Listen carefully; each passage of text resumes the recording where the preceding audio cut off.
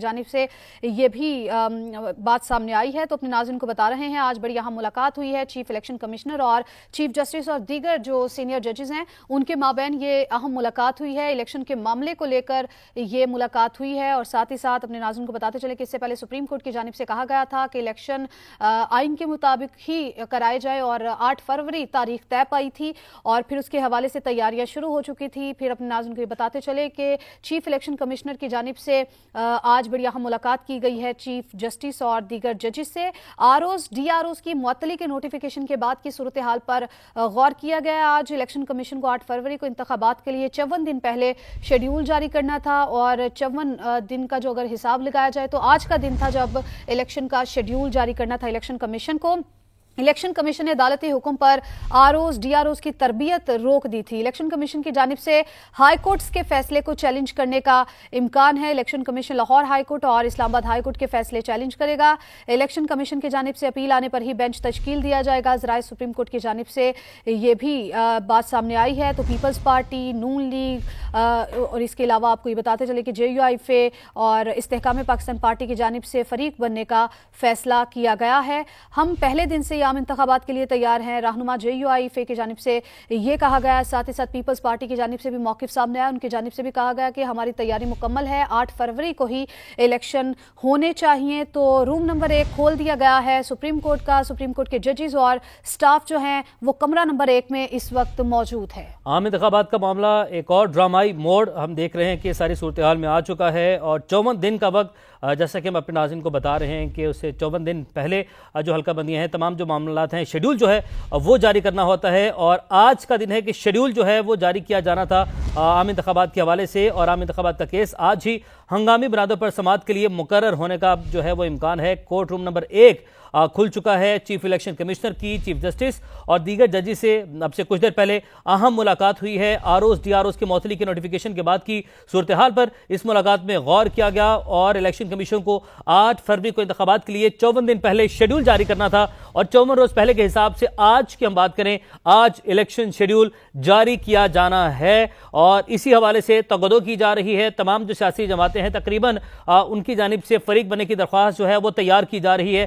फरीक बना जाएगा, Pakistan peoples party है, इस्तेहकाम पाकिस्तान पार्टी है और PMLN की जानिब से भी, मरियम औरंगजेब की जानिब से यह बताया गया है कि उनकी जानिब से भी फरीक बना जाएगा। जबकि JUIFA के रहनुमा जब उन्होंने हमारे साथ बात की, समाज से उन्होंने गुफ्तगू की है और उन्होंने भी यही कहा, हाफिज अहमदुल्लाह ने, कि JUIFA भी वक्त पर बरवक्त इंतखाबात का इनेकाद चाहती है और दीगर जो सियासी जमातें हैं उनके रहनुमाओं ने जब समाज से बात की, उनकी जानिब से भी यही मौक़िफ़ अपनाया गया कि बरवक्त इंतखाबात, 8 फरवरी को इंतखाबात के हवाले से 2 टोक जो मौक़िफ़ है वो अपनाए हुए हैं और इलेक्शन कमीशन की जानिब से भी हाई कोर्ट्स के फैसले को चैलेंज किए जाने का इम्कान है। Election commission Lahore high court और इस्लामाबाद हाई कोर्ट के फैसले को चैलेंज करेगी। इलेक्शन कमीशन की जानिब से अपील आने पर ही बेंच तश्कील किया जाएगा। आम इंतखाबात की जो तारीख मुकर्रर है उससे एक दिन ज्यादा ना एक दिन कम करेंगे। Chief justice Peshawar high court की जानिब से भी ये अहम रिमार्क्स दिए गए थे और PTI वकला ने ज़िमनी दरख्वास्त के लिए अदालत से अब मोहलत मांग ली है। बड़ी डेवलपमेंट है और हर गुजरते वक्त के साथ साथ मजीद जो डेवलपमेंट्स हैं वो सारी सूरत हाल में सामने आ रही हैं। बिल्कुल उमैर, तो आम इंतखाबात 8 फरवरी को होने हैं तो इलेक्शन कमीशन को आज या कल तक इलेक्शन शेड्यूल जारी करना होगा और इंतखाबी शेड्यूल 54 दिन का होता है। इंतखाबी शेड्यूल के मुताबिक 17 दिसंबर पहला दिन और 8 फरवरी 54वां दिन बनता है। आपको ये भी बताते चले कि इलेक्शन कमीशन ने 8 फरवरी 2024 को मुल्क भर में आम इंतखाबात कराने का ऐलान कर रखा है। ताहम चंद रोज कबल पाकिस्तान तहरीक इंसाफ की जानिब से आम इंतखाबात के लिए ब्यूरोक्रेसी की खिदमात लेने का इलेक्शन कमीशन का फैसला लाहौर हाईकोर्ट में चैलेंज किया। लाहौर हाईकोर्ट ने गुज़श्ता रोज पाकिस्तान तहरीक इंसाफ की दरखास्त पर इलेक्शन कमीशन का इंतखाबात के लिए ब्यूरोक्रेसी की खिदमात लेने का नोटिफिकेशन मुअत्तल कर दिया था कि जबकि आज लाहौर हाईकोर्ट ने इस मामले पर चीफ जस्टिस लाहौर हाईकोर्ट की सरबराही में 5 रुकनी लार्जर बेंच भी तश्कील दिया है जो 18 दिसंबर को इस केस की समाअत करेगा। तो ये बड़ा अहम मामला है जिसके हवाले से अपने नाज़रीन को अपडेट कर रहे हैं। Chief election commissioner Sikandar Sultan Raja ने सुप्रीम कोर्ट में चीफ जस्टिस काजी फायज ईसा से मुलाकात की। मुलाकात में जस्टिस सरदार तारिक और जस्टिस एजाजुल अहसन भी शरीक थे। इसके अलावा अटॉर्नी जनरल मंसूर उस्मान अवान भी इस मुलाकात में शरीक थे। Chief election commissioner chief justice की की दावत पर सुप्रीम कोर्ट आए और उन्होंने जजेस को लाहौर हाईकोर्ट के हुक्म इम्तिना से आगाह किया। चीफ जस्टिस पाकिस्तान ने चीफ इलेक्शन कमिश्नर से मुलाकात से पहले 2 सीनियर जजेस से भी मुलाकात की। चीफ जस्टिस ने लाहौर हाईकोर्ट के ऑर्डर से मुतालिक सीनियर जजेस से मुशावरत की। मुशावरत के बाद अटॉर्नी जनरल और चीफ इलेक्शन कमिश्नर को तलब किया गया।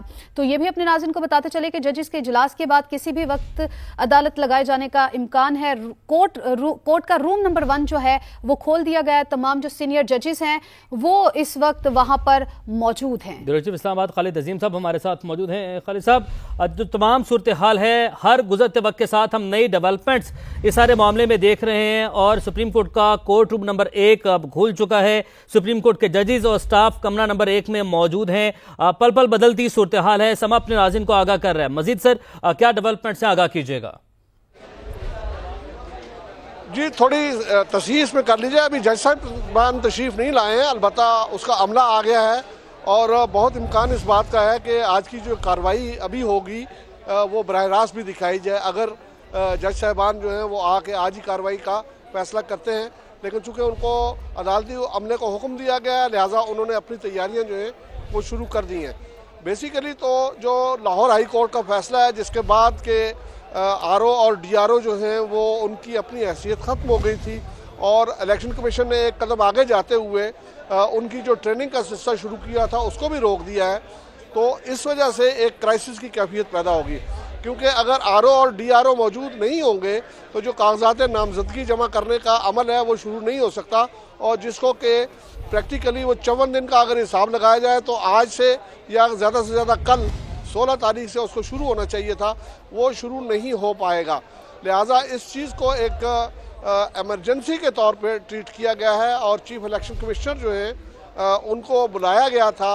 हमारी इतला के मुताबिक चीफ जस्टिस ऑफ पाकिस्तान ने उनको बुलाया और उसके बाद उन्होंने उनके साथ इस बात पर डिस्कस किया। उसके बाद जो 3 सीनियर जज साहबान की कमेटी है, चीफ जस्टिस साहब, जस्टिस तारिक मसूद और जस्टिस एजाजुल अहसन, उन्होंने भी इस सूरत हाल पर गौर किया। चीफ इलेक्शन कमिश्नर के साथ भी इस मामले में मुशावरत हुई। अटार्नी जनरल भी उस में शरीक थे। उसके बाद अटार्नी जनरल वहाँ से चले गए और अटार्नी जनरल उसके बाद यूनिफॉर्म में वापस आए, जो इस बात की अलामत है कि उनको ये कहा गया है कि आप तैयार रहें, अगर आपसे इस मामले में हमें कोई मुआवनत चाहिए होगी, अगर आपने को से हम दलाइल तलब करें तो आपने इस मामले में वहाँ पे मौजूद होना है और वहाँ पे यूनिफॉर्म के बगैर वो मौजूद नहीं हो सकते। ये बहुत सिग्निफिकेंट है कि इससे पहले वो आम ड्रेस में थे, लेकिन फिर वापस जाके वो ड्रेस पहन के कोर्ट का जो डेकोरम है उसको बरकरार रखने के लिए वो आए हैं। तो अभी ये मामला जो है वो किसी वक्त भी आगाज़ हो सकता है उसका, लेकिन इस वक्त तक जो सूरत हाल वो ये है कि वो कमरे को खोला गया है, वहाँ पे वो सारा अमला मौजूद है और अमले में वो लोग भी मौजूद हैं जो कि बराह रास्त कार्रवाई को नशर करने के लिए मुआवनत करते हैं कोर्ट रूम नंबर 1 में, तो वो भी वहाँ पे मौजूद हैं। अलबत्ता इसका आगाज़ किस वक्त होता है, इसका मामला जो है वो जज साहबान पे डिपेंड करता है और जज साहबान अभी अपने अपने चैम्बर्स में मौजूद हैं। और चीफ जस्टिस साहब के चैम्बर में जो पहले मुलाकात हुई थी वो भी वक्फे से इस तरह से जारी है कि बाज़ औक़ात जज साहबान वहाँ से उठ जाते हैं, लेकिन यह है कि ज़्यादा वहीं पे इस सारे मामले में मुशावरत हो रही है।